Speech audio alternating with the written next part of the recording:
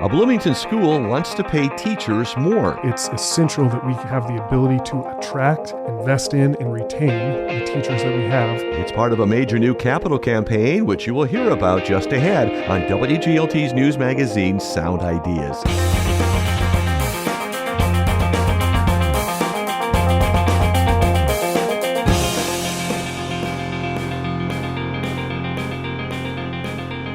Good evening, I'm John Norton. Also on today's show, a months-long battle to save a water tower near Route 66 reaches a resolution. It's hard to describe the relief that that we've succeeded. And the latest edition of McHistory recalls the story of a teen soldier from Normal who survived a Civil War prison camp. Those stories follow a Bloomington Normal News update, which is just ahead. This is Sound Ideas on 89.1 WGLT and WGLT.org, part of the NPR network.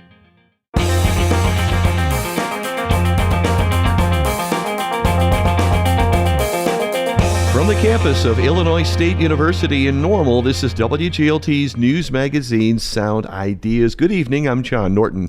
Central Catholic High School in Bloomington has kicked off a major fundraising campaign. It's partly to provide more tuition assistance for families and better pay for teachers.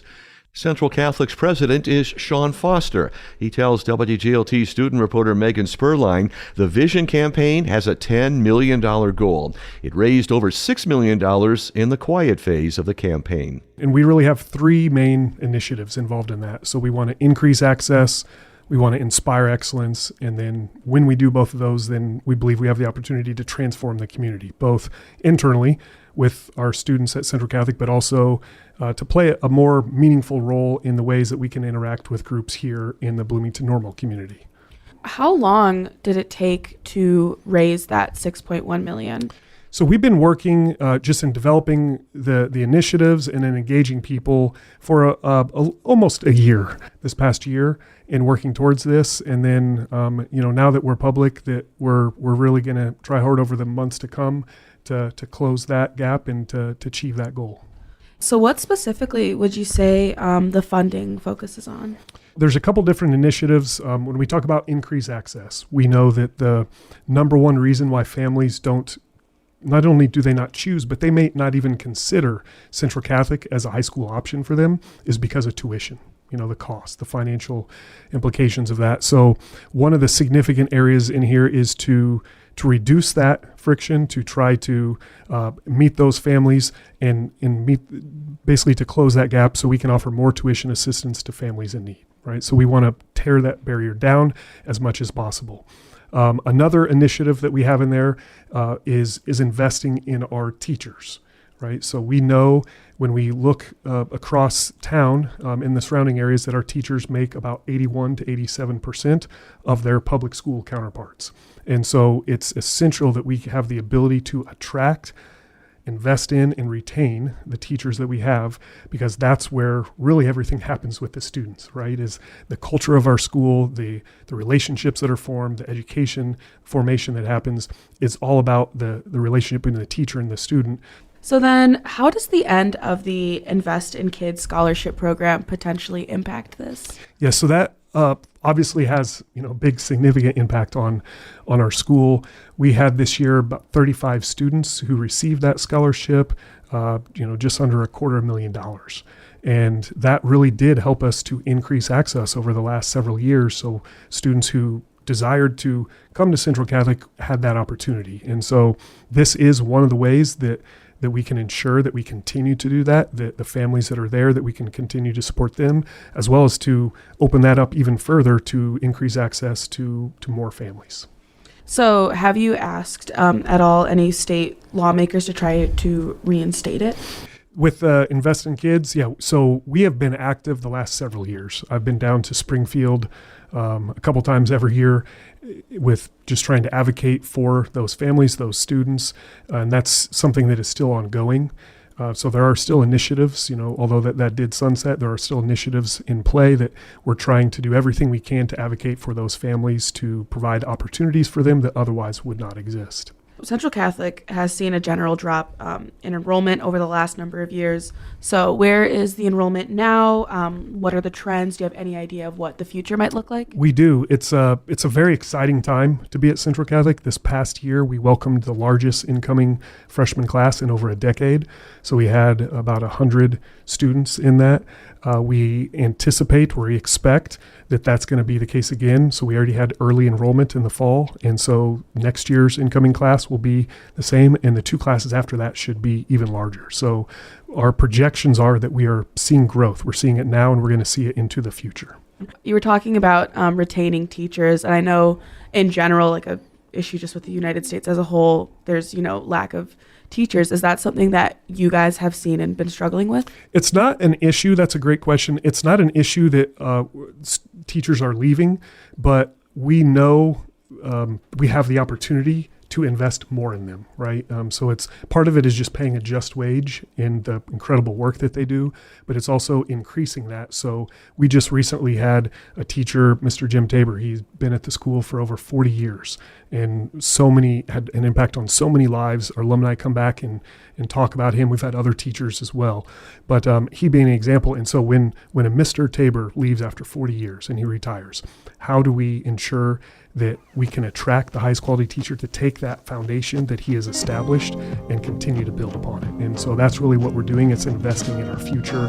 It's ensuring that we have strength moving forward. Central Catholic President Sean Foster says the campaign will also fund expanded education programs and a series of facility improvements. That includes renovations to the school entrances and a new artificial turf at Hunman Field. Foster spoke with WGLT student reporter Megan Sperline.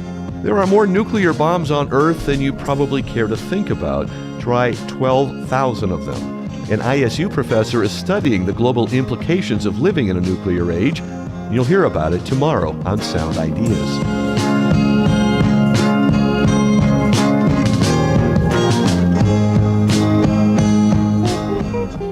Could Hollywood recycle movie sets that they tend to throw away? On the next Morning Edition from NPR News. I'm WGLT Morning Edition host Ariel Jones. Wake up with Morning Edition tomorrow morning on 89.1 WGLT. Stories and conversations around Bloomington, Normal, and McLean County. This is WGLT's news magazine, Sound Ideas. I'm John Norton. A heated dispute that raged for months in one McLean County village may finally be resolved. A group wanting to preserve the old water tower in McLean urged the village to let its volunteers take it over and clean it up. Core McLean sees the old water from the New Deal era as a link to the community's past and a tourist attraction. The village built a new tower years ago. The village board cited concerns about liability risks and voted twice last fall to pay to have the old water tower removed. But last week, the village board flipped and voted to proceed with a contract to sell the tower for $1 to the group. The nonprofit pledges to repaint the tower and paint a mural at the top in time for the Route 66 centennial in a couple of years. Core McLean's vice president is Jeff Shake. He tells WGLT's Eric Stock it took perseverance to convince the village to keep the tower where it stands. Sticking out with our message that this is not a good use of taxpayer funds, that this is an asset, repeating it, showing that the community was behind us. And then when it came down to it of just engaging in negotiations and fulfilling the expectations in those negotiations. So doing all the things that they wanted from us. And the final thing that it came down to, it was like there were a few demands that we were asked that we basically said, no, that's not a reasonable demand for us to have to concede to. Such as? One was basically saying that they needed to know that we had all of the funds already on hand that we would need to complete all the work that we were proposing to do on it, which we have a lot of funds on hand, probably most of what we do need, but it's just not a reasonable thing for the village to expect us to do when we're just purchasing property from them. Another one was demanding that we have a plan for maintaining the space and showing them what the plan was for maintaining the space, which again is like it's not a normal thing for property purchase. We're beholden to the same, village ordinance that anyone else is. So fortunately, some of our the folks on the village board who had our back sort of went to bat for us, and we appreciated that a lot. The fact that they are essentially donating it, the village would still want to have some sort of buy-in into how it looks and how it represents the community, correct? Right. Yeah. And I mean, we would not, we're going to be commissioning a mural on there with Troy Freeman. He's a mural artist based in Springfield, I think. But we don't want to proceed with, putting a mural on there without getting a lot of community buy-in. And that's whether that's the village board or the community members. I mean, that's going to be a community project. And the deal is that if we don't get it, power washed, repainted, and a mural put on top in 2 years, then the village has the right to take it back and remove it and basically just follow through with the plan that they had in the first place. How much money is it going to take then for liability, for the power washing, the painting, etc.? I don't have that on hand about like what the insurance would cost. The mural artwork was quoted at $27,000, which we have well on hand already. There's a very high likelihood that because the great thing about all this controversy was that word got out, and we were introduced to some folks who were willing to actually power wash and paint the tower for free. So we might actually get all of that work and paint donated. So now that this is moving forward, what are your thoughts about having gone through this process? I wish it hadn't come to all of that. It was very contentious and exhausting, and showed that there's some rifts in our little community, but also I feel like the whole community we also learned a lot about some wonderful people in our community and support that we had that we didn't realize before. And I'm actually really thrilled that we had a chance to discover all that. And also just thrilled that we're on the other side of this now. It's hard to describe the relief that that we've succeeded, and that our core McLean and our community, I think, is stronger than ever. It did seem, though, there was a fair amount of tension between CORE and the village board, at least parts of the village board last fall. Have those fractures been repaired? I couldn't say that they're repaired exactly. I mean, good news is that at the same meeting last Monday, the board also, CORE McLean is also working on establishing a community garden in the village, and it's using village property. And they've been much more agreeable to that proposal. So it's not all things necessarily that are bad between our nonprofit and certain members of the village board. But I don't know. I couldn't say necessarily that they're healed either. We'll see. I mean, everyone was ready to move on from this particular topic. And so maybe just having everything settled will help smooth some of that over. That was Jeff Haig with the group CORE McLean. The group has a GoFundMe page to help cover costs, and it plans to seek grants for Route 66 artwork. Haig spoke with WGLT's Eric Stock. This is Sound Ideas, WGLT's news magazine. A teenage boy soldier from Normal survived one of the most brutal prison camps in history. Decades after the Civil War, Alpheus Pike wrote a memoir that serves as this episode of our series, McHistory. Pike details horrific sanitary conditions, the murderous behavior of guards and prisoners alike, and amid the privation, the grace notes of human caring that emerge from these trials. When arriving at the stockade, the gates were open and we marched up in line along the edge of the swamp. The guards and rebel sergeant leaving after remarking, "You will all stay here." Alpheus Pike was born in the state of Maine in 1846, and he'll come to Bloomington as a young boy. And he will be then attending a school in Normal when the Civil War breaks out, and he will enlist at the age of 15 in the 39th Illinois Volunteer Infantry. I'm Zach Dietmeyer, and I'm a board member for the McLean County Museum of History. This is Bill Kemp, librarian with the McLean County Museum of History.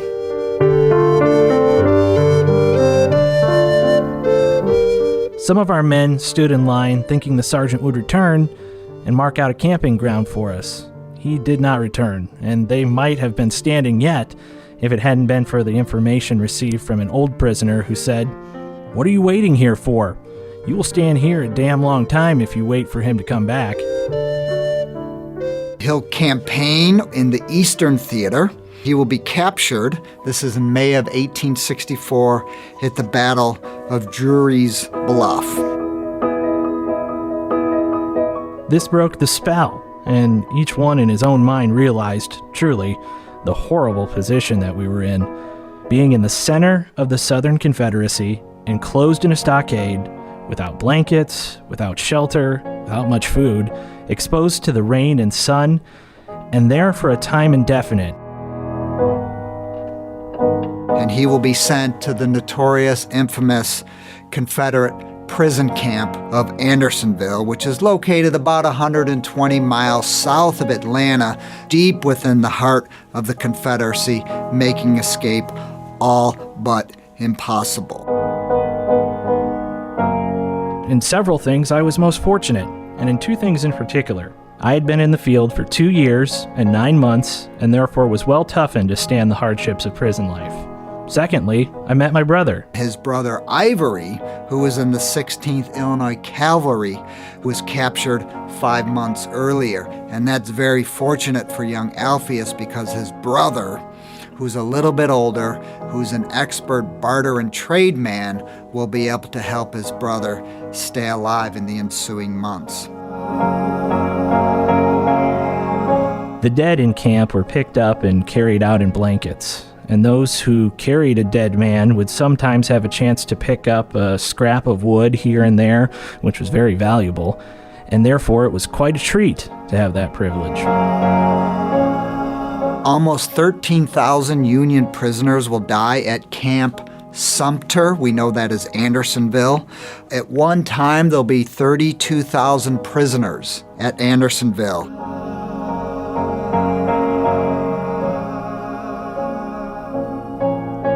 Each morning, 3 or 4 large government wagons, each driven by 6 mules, would drive up to the dead house, loading on its ghastly load, uncoffined, simply bearing a tag pinned to the breast, thrown onto the wagon as carelessly as wood, only not in as good order, crosswise, lengthwise, arms sticking over when well piled up.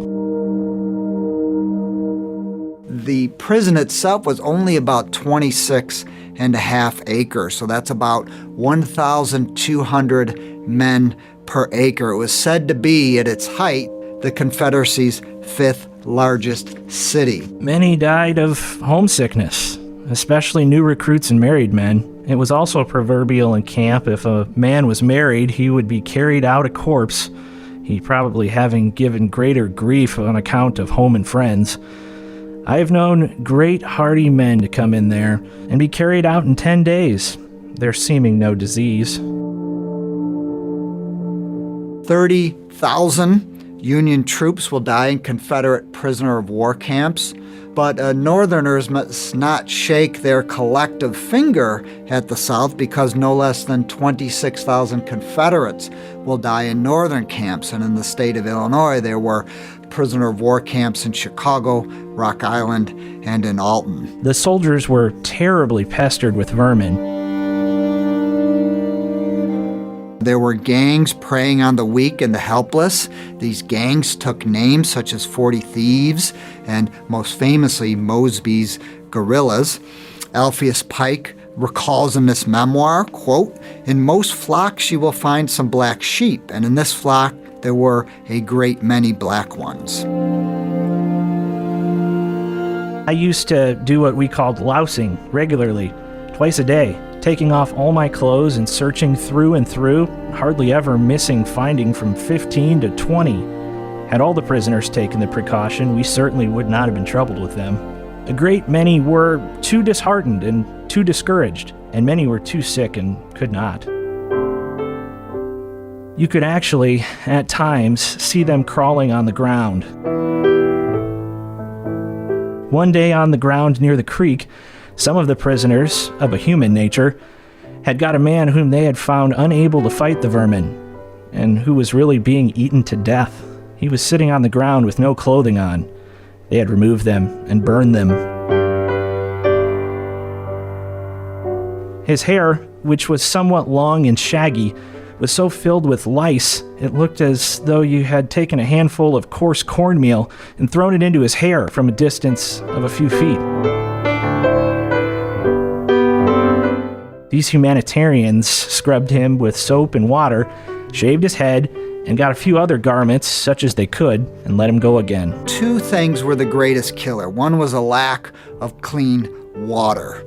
So they had to drink foul water, hence the spread of dysentery. The second greatest killer was maybe scurvy, right? That's a lack of vitamin C. Awful, horrible ways to die. The meat consisted very rarely of fresh meat, most always ham or bacon. The latter was sometimes fair, but most times so strong it was yellow, and I can say a little of it would go a long way. The hams were never sound, but were from tainted to rotten, and these hams had most certainly been condemned as being unfit for their own soldiers.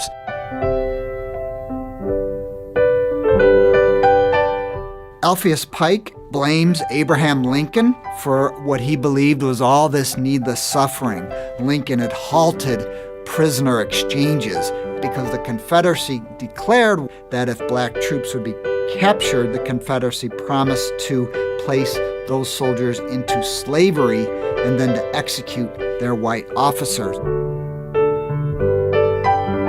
Pike is eventually freed and he's mustered out of Union Army service in 1865. And as he recalls in this memoir, that he spent 3 years, 5 months, and 15 days as a Union infantryman.